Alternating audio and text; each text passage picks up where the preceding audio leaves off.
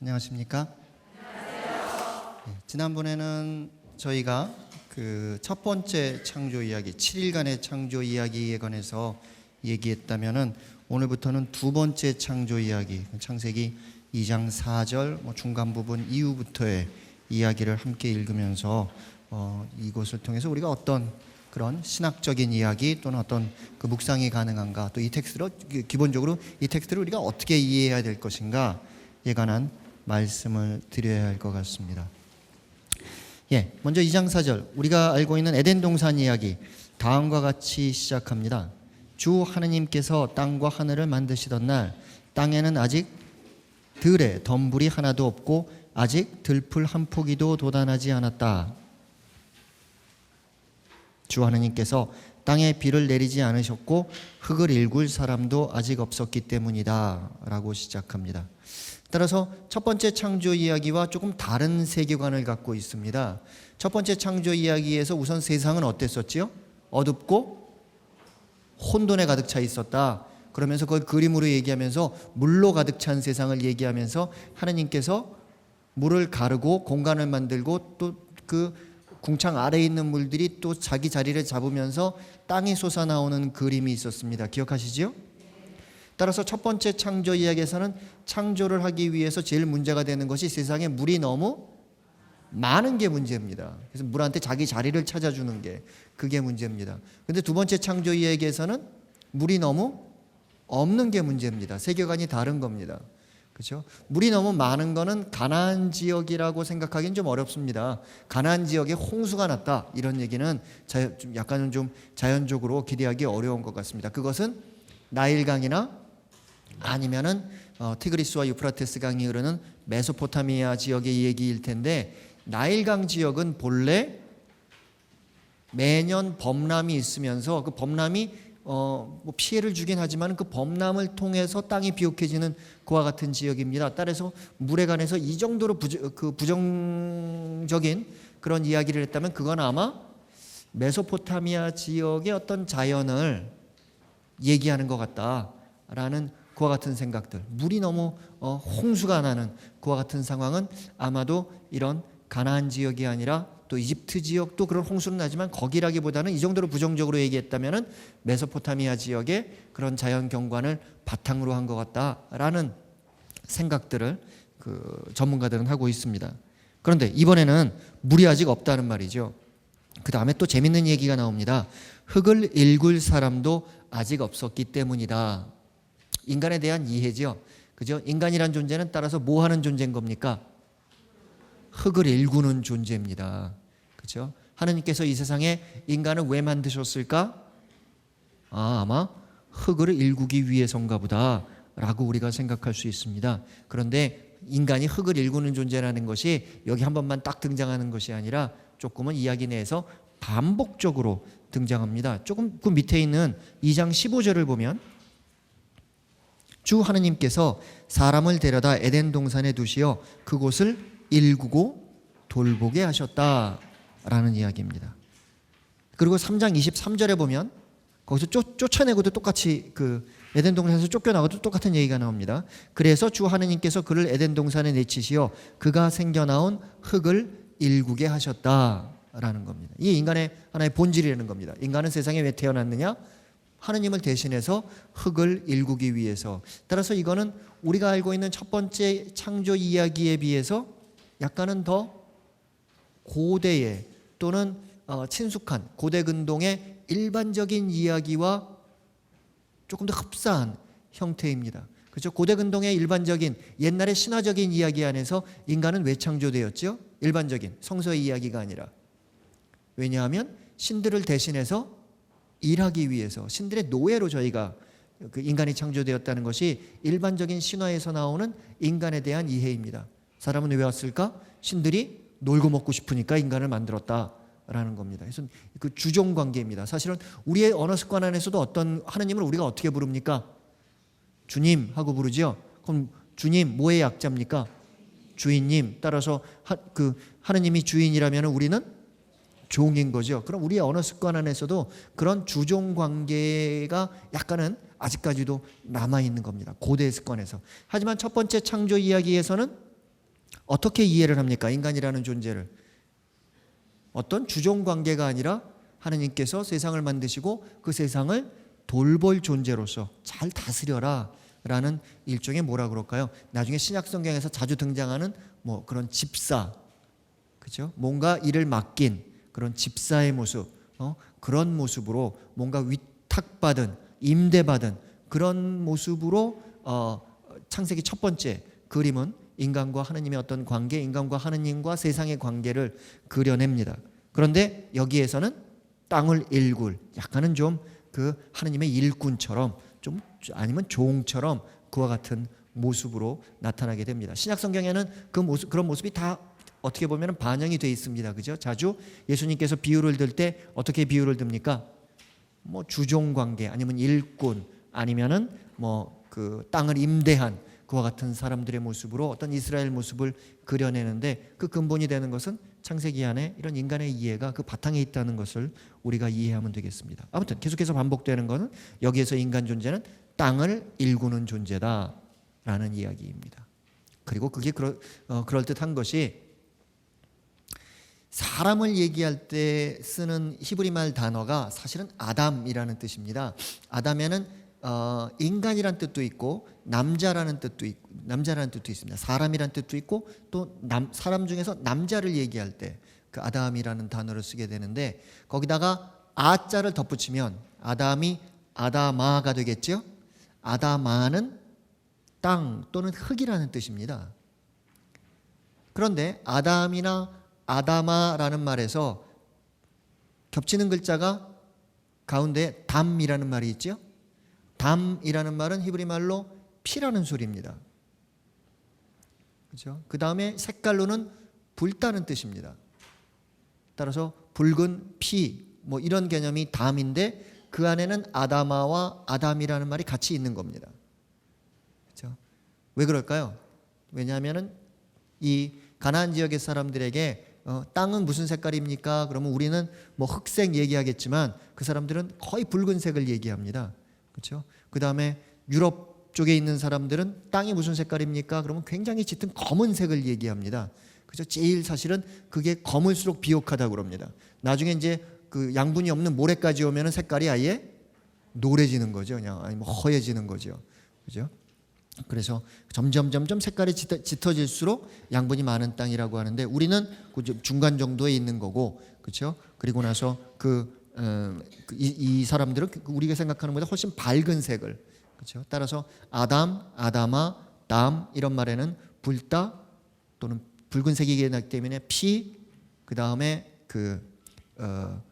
땅, 흙 이런 의미들이 함께 엮여 있다는 것을 생각하시면 되겠습니다. 따라서 사람은 땅을 일구는 존재다라는 것에 대한, 그리고 세계는 아직 물이 없었다. 그러자 하느님께서 이제 어떻게 됩니까? 그런데 땅에서 안개가 솟아올라 땅거죽을 모두 적셨다라고 이야기를 합니다.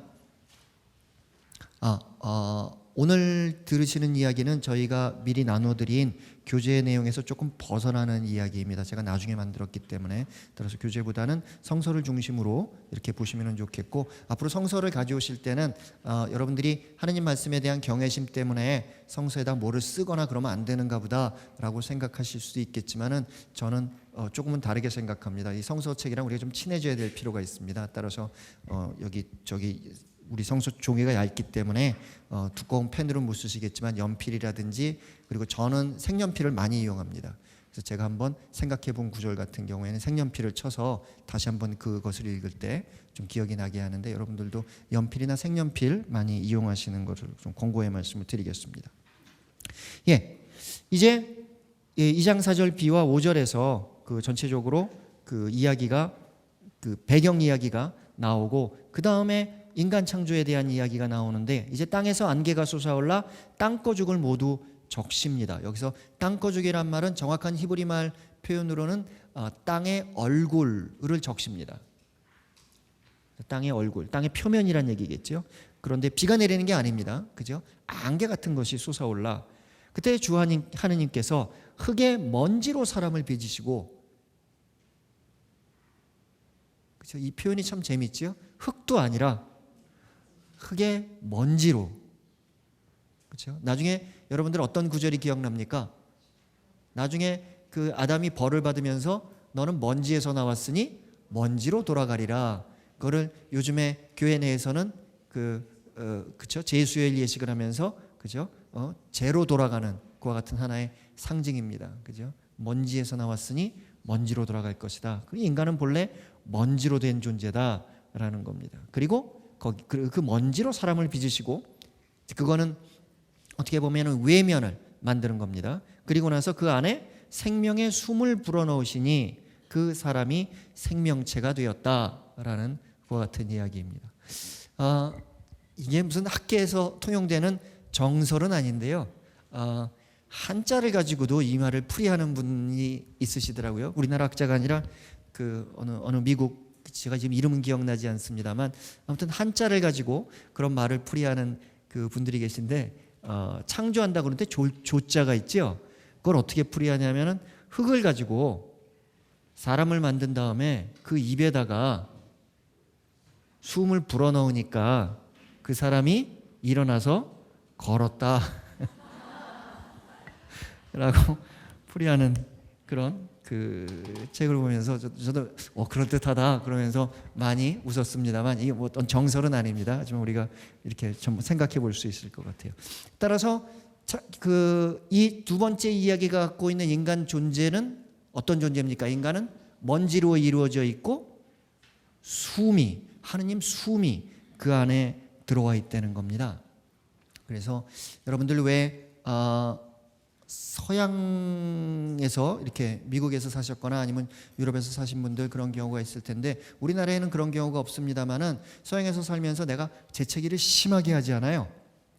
그러면은 그 영어로는 뭐 bless you 아니면 blessing 뭐 그런 얘기를 하고 그게 서양 나라 말마다 다 있습니다. 뭐 독일 말로는 게순타이드, 뭐 불란서 말로는 살리 그리고는 뭐 그런 나라 말로 그런 표현들이 다 있습니다. 그게 어떤 뜻이냐면 그 굉장히 성서적인 것에서 비롯된 성서적 전통을 갖고 있는 미신이라고 그럴까요? 어떤 뜻이냐면 내가 재채기를 하면 숨이 멀리 나가 버리잖아요. 그러니까 그때 그 사람은 빨리 축복해 줘야 된다는 겁니다. 그래야지 숨이 다시 자기한테 돌아올 수 있는 겁니다.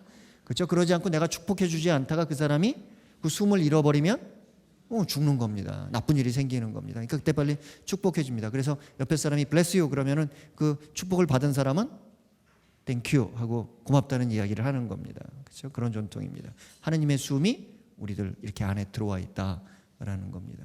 특히 뭐 서양에서나 동양에서나 인간이 살아 있다는 것을 숨으로 표현하는 경우가 많습니다. 그가 마지막 숨을 내쉬었다. 아니면 숨을 거두었다. 뭐 이런 식의 표현들은 동양이나 서양이나 다 등장하는. 따라서 우리가 쓰는 이 숨과 사실은 우리가 자주 쓰는 스피릿이라는 그 영혼이라는 말 자체도 그 본래 말하는 어떤 뜻이 있냐? 숨이라는 뜻이 같이 숨어 있습니다. 그렇죠? 따라서 우리도 이런 숨을 쉬는 그와 같은 것들에 대해서 과거의 사람들은 그것이 바로 하느님께서 우리에게 주신 바로 그 생명의 영이다라는 생각을 한 것을 우리가 이 텍스트 안에서 돌아볼 수 있는 것 같습니다. 그래서 몇 년 전에 제가 본 영화 중에서도 23g이라는 영화가 있었어요. 영화의 내용은 뭐 그런 어떤 종교적인 테마는 아니었습니다만 하여튼 그 영화의 시작 부분에 어떤 얘기가 나면은 사람이 죽기 직전과 죽은 후에 몸무게를 따져보면은 정확히 23g의 차이가 나더라라는 그런 과학적인 얘기가 있다라고 얘기하는데 제가 확인해 보진 않았습니다. 근데 그것이 바로 어떤 영혼의 무게가 아니겠느냐라는 그런 그 이야기를 들었는데 글쎄요. 그걸 무게로 잴 수 있는지는 모르겠습니다만 뭐 옛날이나 지금이나 따라서 그런 영, 숨 뭐 이런 것들에 대한 그 서로 결부되어 있는 그와 같은 이야기들을 우리는 생각해 볼 수 있겠습니다. 따라서 인간 존재는 먼지로 되어 있고 그리고 하느님의 숨이 불어넣어져 있다라는 겁니다. 그리고 주 하느님께서는 동쪽에 있는 에덴에 동산 하나를 꾸미시어 당신께서 빚으신 사람을 거기에 두셨다. 지금 그 줄을 손으로 딱 짚으신 다음에 그 밑에 있는 15절을 한번 보십시오. 주하님께서 사람을 데려다 에덴 동산에 두시어 그것을 일구고 돌보게 하셨다. 앞에서 거기다 두었는데 15절에서 거기다 또 둡니다. 좀 이상하지요? 이건 왜 그럴까요?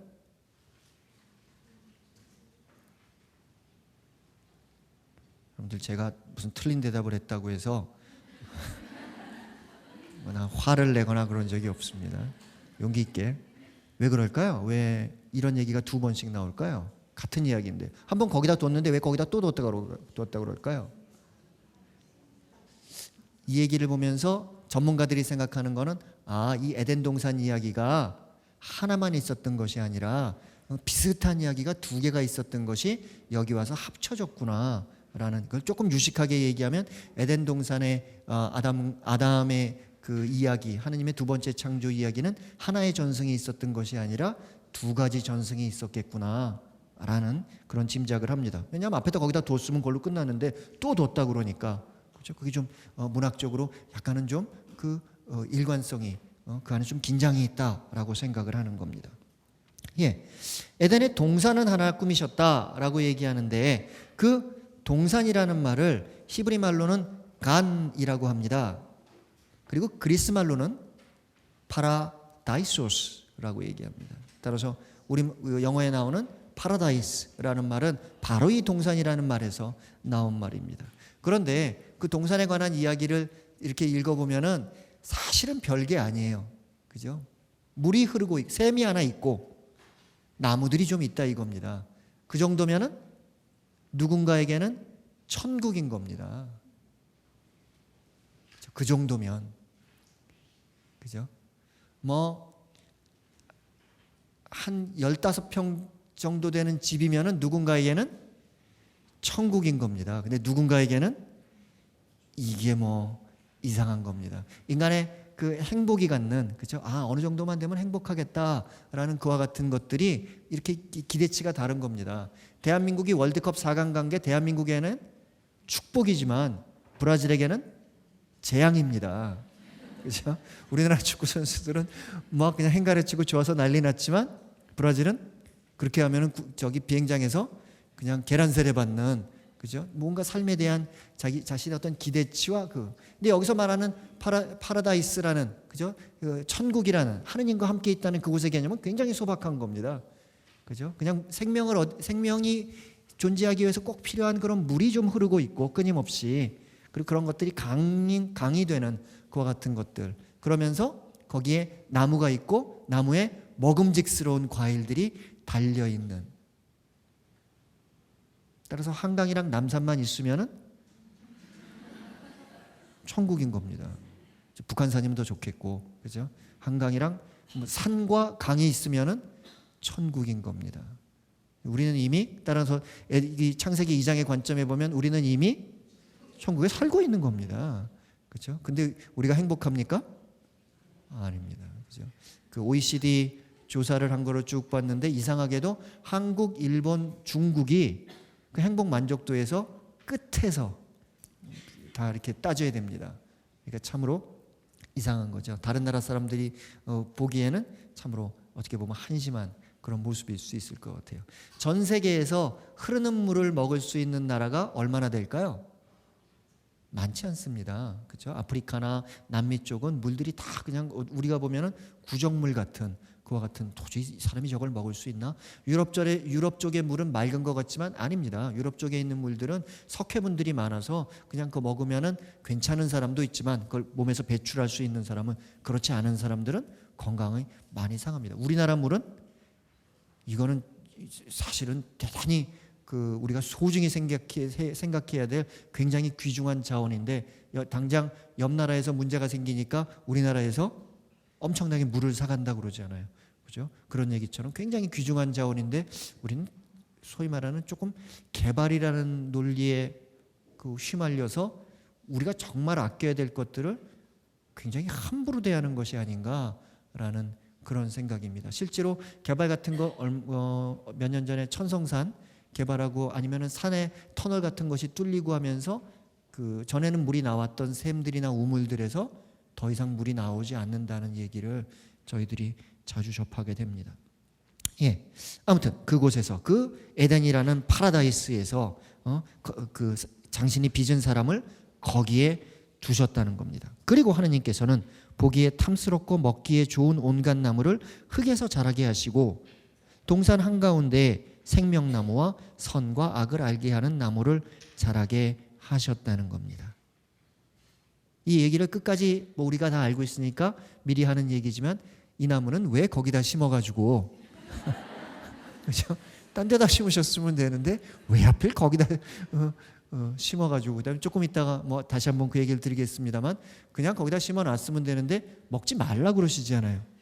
그죠? 뻔한 것도 하지 말라 그러면은 더 하고 싶은데 하나님이 좀 작전을 잘못 짠 게 아닌가라는 그런 생각을 합니다. 하여튼 뭐 이야기 전체가 갖고 있는 그 본래적인 메시지는 사실은 그런 건 아닙니다만은 그냥 오늘에 읽는 그런 텍스트를 읽는 마음에서 뭐 흔히 우리들이 할 수 있는 생각들은 아마 그 정도의 생각이 아닌가 생각합니다. 아무튼 여기서 중요한 것은 사람을 먼저 두고 그 다음에 나무를 자라게 한 겁니다. 그렇죠? 사람이 먼저입니다. 첫 번째 창조 이야기에서는 사람이 어떻게 창조됩니까?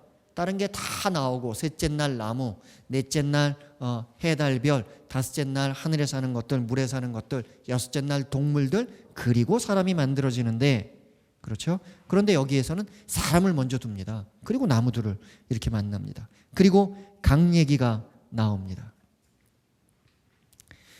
먼저 등장하는 강은 피손이라는 강인데 정확히 오늘날 이 강이 어디인지 잘 모릅니다. 따라서 어떤 사람은 이게 좀 나일강 쪽 얘기를 한 게 아니겠느냐 라는 사람도 있고 어떤 사람은 그 인더스와 겐지스 강을 얘기한 것이 아니겠느냐 라고 생각하는 사람도 있고 어떤 사람은 이게 강이라고는 했지만은 그냥 그 메소포타미아 지역에 있던 어떤 지류에 있는 지금은 이름은 사라진 뭐 작은 냇물 같은 거를 이게 얘기한 걸 수도 있지 않겠느냐라고 생각하는 사람도 있습니다. 잘 모르겠습니다. 금이나는 하윌라 온 땅을 흘렀다고 하는데 이 강이 그 하윌라가 어딘지도 잘 모르겠습니다. 아무튼 오늘날 우리가 생각하는 것은 이 하윌라라는 지역이 어떤 사람은 실제로 존재했었다라고 보는 사람도 있고 어떤 사람은 그렇지 않은 그런 그 사람도 있습니다. 그 앞에 제가 얘기하려다가 좀 깜빡했는데요. 에덴 동산은 오늘날 학자들이 생각하기에 이 외에도 성서에는 에덴이라는 지명이 자주 등장합니다. 하지만 그런 지명과 함께 생각해 볼 수는 없을 것이고 아마 이 이야기 안에서 생각하는 에덴 동산은 북아르메니아와 남바빌로니아 사이에 있었던 어떤 지역이 아니겠느냐라는 그와 같은 생각을 얘기를 하고 있고 에덴이라는 단어는 정확히 어떤 뜻인지는 알 수 없지만은 조금 풍족하다 또는 기쁘다 또는 사랑스럽다라는 말들 그런 의미를 갖고 있는 고대어들과 조금은 연관되어 있는 것이 아니겠느냐라는 것이 오늘날 전문가들의 어떤 하나의 견해입니다. 예. 그렇게 금이 나는 하윌라 온 땅, 금은 옛날이나 지금이나 굉장히 귀중한 또 값비싼 그와 같은 것입니다. 금은 그리고 항상 뭐를 상징하겠습니까? 금은 왕권을 상징합니다. 고대 어떤 국가들에서는 일반 사람들이 금을 갖는 것이 법으로 금지되는 경우도 있었습니다. 금은 왕권. 왜 그러겠습니까? 나중에 동방 박사들이 예수님께 와서도 황금, 모략, 유황 이런 거를 주지요. 그 황금을 선물하는 것은 어떤 뜻이겠습니까? 그건 예수님의 왕권을 얘기하는 겁니다. 거기까지 우리가 알고 있죠. 그럼 왜 금이 왕권을 상징하겠습니까? 비싸니까? 아닙니다. 변하지 않으니까. 그렇죠? 따라서 오늘날도 영국 같은 데서는 이렇게 환호성을 지을 때 long live the queen 그런 식으로 하는 걸로 왕권이란 건 변함없다라는 그런 의미에서 금이 항상 그 왕권을 상징하는 그 왕의 그런 지위를 상징하는 그런 하나의 표징으로 쓰이는데 바로 그 금이 여기서 많이 났다는 겁니다. 그리고 그곳에서는 브델리움 향료와 마노 보석도 있었다. 그 마노라는 보석은 저는 잘 모르겠습니다. 여러분들은 마노라는 보석 아십니까? 갖고 계세요? 그럼 갖고 계시는 분도 있습니까? 영어로는 아마 오닉스라고 하는 것 같아요. 예. 그러니까 우리 집에도 있는 겁니까? 그래요. 저는 안 봐서 모르겠습니다. 아무튼 제가 사전을 찾아보니까 브델리움은 이렇게 생긴 식물입니다. 우리나라에는 있는지 없는지 모르겠는데 여기 열매들이 보이지 않아요? 이 열매들을 말려서 향을 내는 그런 어떤 아주 좋은 향이 나는 사전에는 장미꽃 향 비슷한 향이라고 되어 있는데 뭐 실제로 맡아보질 않아서 하지만 굉장히 고급스러운 향의 한 종류라고 하고 마노라는 것도 사실 요즘에도 이런 걸 많이 하죠. 이런 돌로 만든 하나의 그 목걸이인데 그죠? 이런 그 목걸이를 만드는 옛날 과거 사람들이 목걸이를 만들 때 자주 사용했던 보석이라고 그 사전에는 등장하고 있습니다. 예. 요즘에도 우리나라에도 그런 경우가 있는지 모르겠는데 제가 그 공부할 때 어느 독일 신부님이 굉장히 조금은 그 뭐라 그럴까요? 전통적인 그 좀 보수적인 분인데 어느 날 이렇게 돌로 만든 목걸이를 차고 나타나셨어요. 그래서 저기 신부님 참 뜻밖입니다. 그렇게 장신구를 하시다니. 근데 그게 아니라 자기가 좀 몸이 오랫동안 아팠는데 누가 이걸 해보라고 그래서 이 전문가를 만나서 했더니 자기 몸에 좋은 돌들을 조합을 해가지고 이렇게 만들어줬다고. 그러니까 이게 그 내가 저기 그 뭐죠 데코레이션의 액세서리의 그런 의미가 아니라 건강을 위해서 그 이런 거를 했다고 뭐 이런 이야기를 하는 걸 들었습니다. 우리나라에서도 뭐 이렇게 진맥하고 거기 그 사람에 맞는 돌 같은 거를 주는 그런 그 치료의 경우가 있나요? 우리나라도 있군요. 예? 예. 저는 있는 확인 안 해봐서 예. 그 아마 동서양이 이제 다 있는 모양입니다. 그런 것들이. 그래서 어떤 사람에게는 어떤 돌이 좋고 그 다음에 뭐 서양에는 그런 게 미신인지 아닌지를 모르겠는데 각 달마다 그 탄생석이 있어요. 그래서 자기 달의 탄생석을 몸에 지니면은 뭐 그게 좋다 뭐라는 그런 이야기를 들었던 그런 기억도 납니다. 아무튼 마노 오닉스라는 것이 그 하윌라인데 요즘에 이 지방이 어떤 지역인지를 찾아보려고 그 고대 근동 아니면은 지금의 이란 이라크 지역에서 이렇게 금이라든지 오닉스라든지 부델리움이 많은 지역을 학자들이 찾아봤겠지요. 근데 아직은 정확하게 그곳이 어딘지는 잘 모르겠다는 겁니다. 둘째 강의 이름은 기혼인데 에티오피아 온 땅을 돌아 흘렀다. 에티오피아라 그러면 북아프리카입니다. 그렇죠? 따라서 그곳의 어떤 강을 얘기했나 보다. 따라서 이것도 좀 나일강과 비슷한 그런 강을 얘기한 것이 아니겠느냐라고 생각할 수도 있겠고 이 텍스트를 믿는다면 또 한 가지는 여러분들 예루살렘에 물을 공급하는 샘이 하나 등장합니다. 근데 그 샘의 이름이 기혼샘입니다. 하루에 뭐 한 40리터에 굉장히 40리터 제가 정확한 양을 기억 못 하겠는데 40리터 아니면 400리터입니다. 굉장히 많은 예루살렘 주민이 전체가 먹을 수 있는 그 정도의 분량의 물을 뿜어냅니다. 샘에서. 그 나중에 히스키야 시대 때 이 기온샘의 물을 예루살렘 성 안으로 끌어들이기 위해서 지하에 터널을 파는 나중에 역사서로 가면 제가 그 사진을 보여드리겠습니다. 터널을 파는 그와 같은 역사의 기록들을 만날 수가 있게 됩니다. 그리고 아마 다윗 왕이 그 예루살렘을 정복했을 때도 이 샘에서 성 안으로 통과하는 그런 굴을 타고 올라가서 그 성을 밖에서부터 무너뜨린 것이 아니라 안에 잠입하는 데 성공해서 거기서 다윗 왕이 그 예루살렘에 있던 여부스족을 물리쳤다라는 기록을 오늘날 그 전문가들은 그런 식으로 이해하기도 합니다. 아무튼 에티오피아 온 땅을 흘렀다. 그리고 셋째 강의 이름은 티그리스인데 아시리아 동쪽에 흘렀고 넷째 강은 유프라테스이다. 예나 지금이나 화두가 되는 그 4대 강입니다.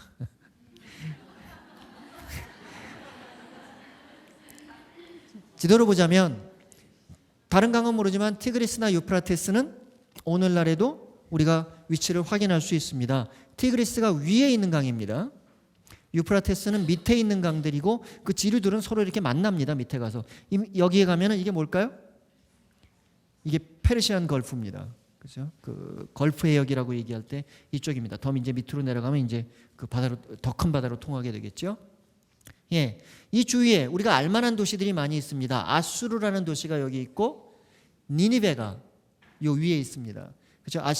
아시리아의 처음의 수도는 이곳이었습니다. 그러다 나중에 니니베가 오히려 수도가 됩니다. 그러다가 조금 시간이 흐른 뒤에 한 6세기로 넘어오면서 바빌론이 이 니니베를 함락시키면서 바빌로니아 제국이라는 제국이 쓰게 됐을 때 남유다가 멸망하는 거죠. 여기서 있던 나라가 북이스라엘을 멸망시키고 주전 722년 여기서 생겨난 나라가 남유다를 멸망시킵니다. 주전 586년, 7년 뭐 그 정도의 생각입니다. 지금은 어느 나라일까요?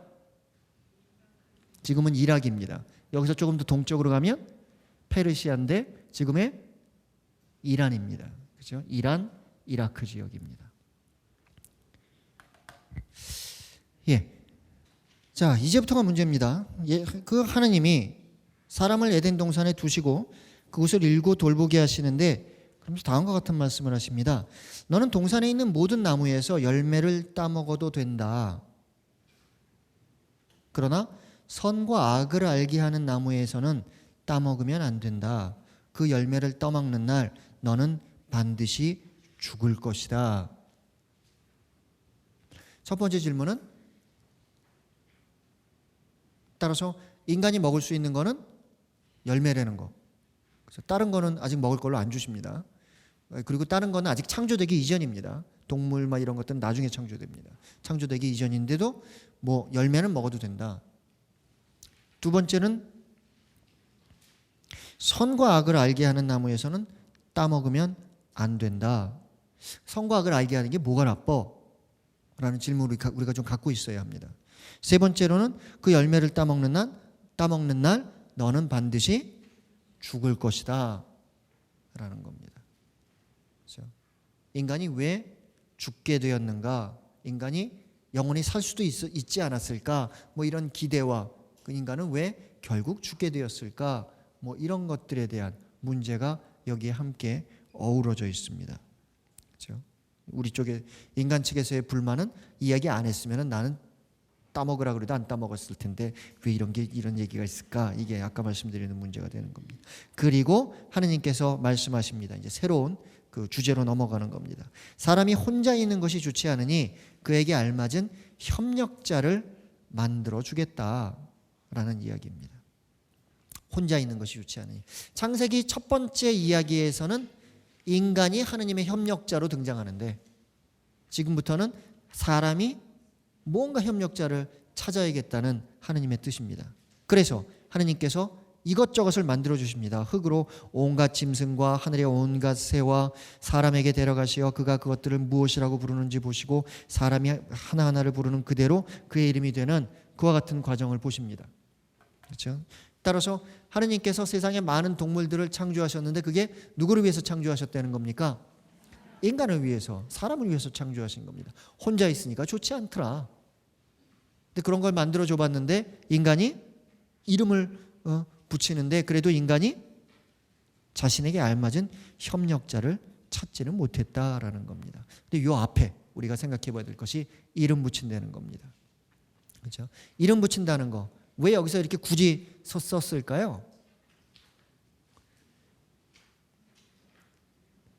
여기서 우리가 그 사람 내가 이름을 알아. 우리가 알고 있는 많은 사람 중에 이름을 아는 사람과 이름을 모르는 사람들이 있죠. 그렇죠? 어떤 사람은 이름을 압니까? 가까운 사람. 영화 배우는 가깝지 않아도 우리가 이름을 알잖아요. 그렇죠? 제가 신자분들 만나면은 항상 뭐 할 얘기가 없으니까 뭐 드리는 것도 하지만 그냥 궁금해서 항상 그런 거 물어봅니다. 어느 본당이세요? 어느 본당입니다. 본당 신부님 누구세요? 그러면은 한 반 정도는 본당 신부님 이름을 알고 반 정도는 모릅니다. 어떤 차이일까요? 관심의 그런 차이인 것 같습니다. 그래서 여기 있는 분들 중에 나는 본당 신부님 이름을 압니다 하면 손 한번 들어보십시오. 왜 모르는 분들도 꽤 있다는 겁니다. 그렇죠? 예. 그 사람의 이름을 안다, 모른다. 제가 본당에 있는데 어느 꼬마가 저한테 와가지고 저한테 물어보는 겁니다. 신부님 제 이름 알아요? 제가 무지하게 당황했습니다. 그래서 저기 뭐 요새 기억력도 약해졌으니까 야 신부님이 네 이름 알았었는데 까먹었어. 야, 미안해. 그리고 다시 가르쳐 줄래? 그리고서 이제 또 까먹을 거니까 야 내가 다음에 물어보더라도 너 화내면 안 된다. 그리고 그렇게 얘기하면서 하지만 그게 어떤 뜻입니까? 여기서 이름을 아냐 모르냐는 내가 당신에게 의미가 있느냐 아니면 무의미한 존재냐라는 겁니다. 더 나아가 이름을 붙이는 순간 그 순간 그것은 적어도 나의 머리 안에서 나의 마음 안에서 그것이 존재하게 되는 겁니다. 그렇죠? 그렇지 않으면은 그냥 여러분이라는 한 단어에 묻혀버리게 되는 것입니다. 그것이 나에게 존재하느냐. 그래서 이번에 요새 그 생태학자가 쓴 책에서 다음과 같은 이야기를 읽었는데 제가 보기에는 참 그럴듯한 좋은 얘기 같습니다. 그것이 뭐냐면 요즘에 도시에서 자란 애들은 생태학적으로 그런 자연을 친근하게 여길 수가 없다는 겁니다. 옛날에는 다 들로 산으로 다니면서 뭐 할아버지 할머니들이 이 꽃은 이름이 뭐야, 저 꽃은 언제 펴, 저 나무는 이름이 뭐야, 저거는 먹어도 돼, 저건 먹으면 배가 아파, 저거는 먹으면 절대로 안 돼, 뭐 이런 것들을 가르쳐 줬다 이겁니다. 애들이 자연스럽게 꽃과 나무의 이름을 아는 겁니다. 근데 요즘에는 그걸 모르는 겁니다. 따라서 그것들을 그냥 나랑 어떤 관계가 없는 것들로, 나랑은 무관한 것들로 생각한다 이겁니다. 그래서 저도 이제 저희 본당에서 저희 그 애들을 좀 데리고서 저희 근처에 있는 본당 근처에 있는 산에 가서 그런 숲을 좀 교육을 시켜야겠다. 좀 숲을 좀 가르쳐야겠다. 여기 있는 풀은 뭐고 나무는 뭐고 동물들은 어떤 동물들이고 그런 것들은 언제 꽃이 피고 또 인간과는 어떤 관계를 맺는지 뭐 이런 것들에 관해서 알아가는 과정을 통해서 그죠? 그것이 가장 우리에게 얼마나 큰 도움이 되는지 아니면 어떤 관계를 맺고 있는지 이런 것들에 관해서 교육시키는 것은 그 생태학적으로도 굉장히 중요한 교육의 과정이다라는 것에 대해서 그 이야기를 들으면서 참으로 그렇겠다라는 생각을 해봤습니다. 아무튼 이름 붙인다라는 겁니다.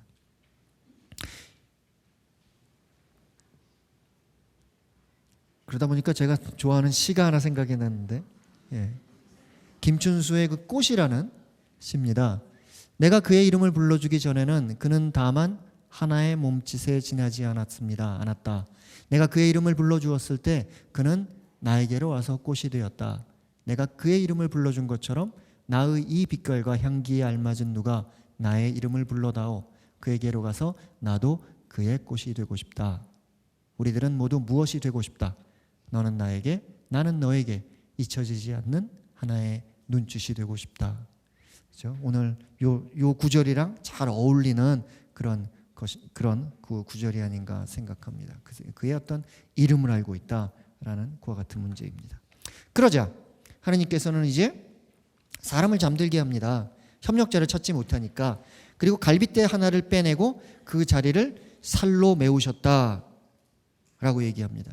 제가 옛날에 이 구절을 읽으면서 제 갈빗대를 이렇게 해보니까 제 거는 다 있더라고요. 그래서 내 거는 안 빼가셨나 보다 생각을 했는데 이거 혼자 살겠지요? 그런데 그 존재를 보고 사람이 크게 기뻐합니다. 이야말로 내 뼈에서 나온 뼈요 내 살에서 나온 살이로구나. 남자에게서 나왔으니 여자라 불리리라. 이 대목이 조금 이해하기 어려운데 여기서 이 부분에서 이 히브리 말이 남자를 얘기하는 히브리 말은 이슈입니다. 그리고 여자를 얘기하는 그 히브리 말은 이슈입니다. 그러니까 히브리 말은 여성형은 거의 아로 끝납니다.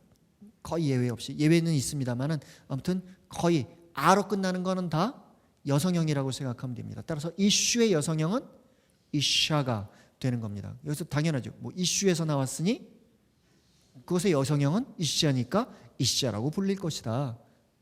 이전에는 아직 이샤라는 말이 없는 겁니다. 이슈에서 나왔으니 이샤라고 불리리라. 그렇죠? 어떻게 보면은 일종의 그 우리말로 이게 조금 그 개념이 없어서 제가 단어를 찾고 있는 중인데 영어로는 word play라고 합니다. 우리말로 번역하면 말장난이 돼버려가지고 좀 무게가 가벼운데 워드 플레이, 일종의 그 말을 가지고 그 재미있게 그것을 만드는 겁니다. 예를 들어 뭐 우리말에서도 그런 말이 있죠. 뭐 번역은 반역이다.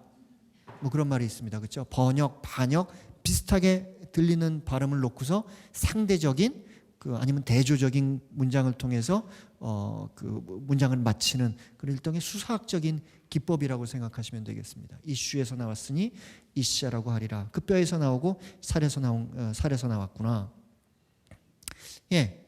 남성과 여성이 따라서 여기서는 어떻게 되는 겁니까? 남성과 여성이 하나로 합쳐졌을 때, 그렇죠? 그것이 완성된 인간이라는 겁니다. 그렇죠? 도저히 믿으실 수 없겠지만 여러분들의 배우자를 통해서 여러분들은 완성된다는 겁니다. 그렇죠? 나의 배우자를 통해서 내가 완성. 따라서 배우자를 보았을 때 우리는 어떤 놀라움을 가지고 보아야 됩니까? 아, 그를 통해서 내가 완성이 되는 것이구나. 그렇죠? 그냥 저 왼수 뭐 이렇게 보지 마시고 그를 통해서 내가 완성이 되는구나. 그러므로 남자는 아버지와 어머니를 떠나 아내와 결합하여 둘이 한 몸이 된다. 즉 인간은 배우자와 함께 완성된다.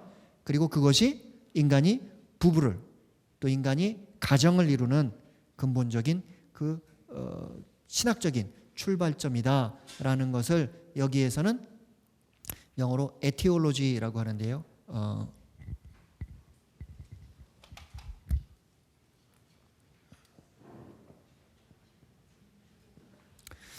우리말로 하면은 원인론이라는 뜻입니다. 원인론.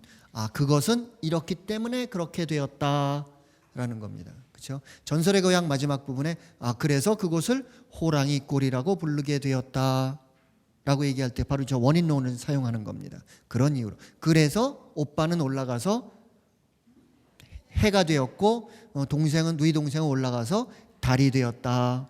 그래서 매년 7월 7일이면 이렇게 부슬비가 내린다. 뭐 이런 이야기들. 이 하나의 원인론들입니다. 여기서도 인간은 따라서 그래서 부부를 맺게 되었다. 따라서 우리가 부부가 되는 것은 누구의 뜻인 겁니까?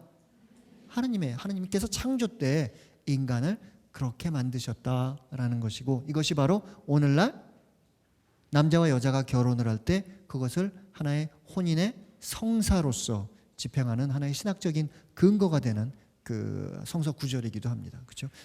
남자와 여자가 뭐 좋아가지고 결혼하는데 그걸 왜 그렇게 성사라고 불러야 돼? 다른 거는 뭐 성체성사도 알겠고 세례성사도 알겠고 고백성사도 알겠는데 그거는 왜 성사가 되는 거야? 라고 그랬을 때 우리는 이 구절을 가지고 설명할 수 있는 겁니다.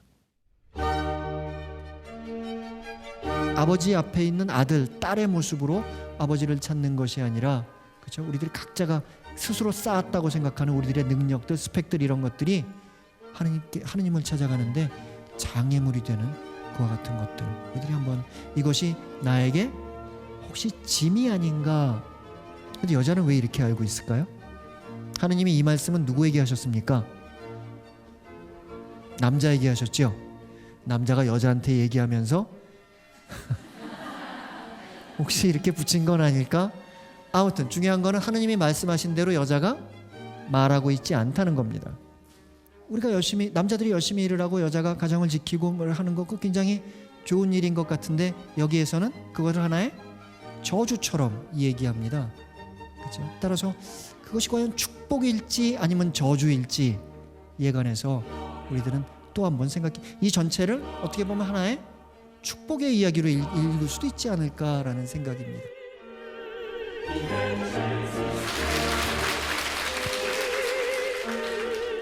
Church.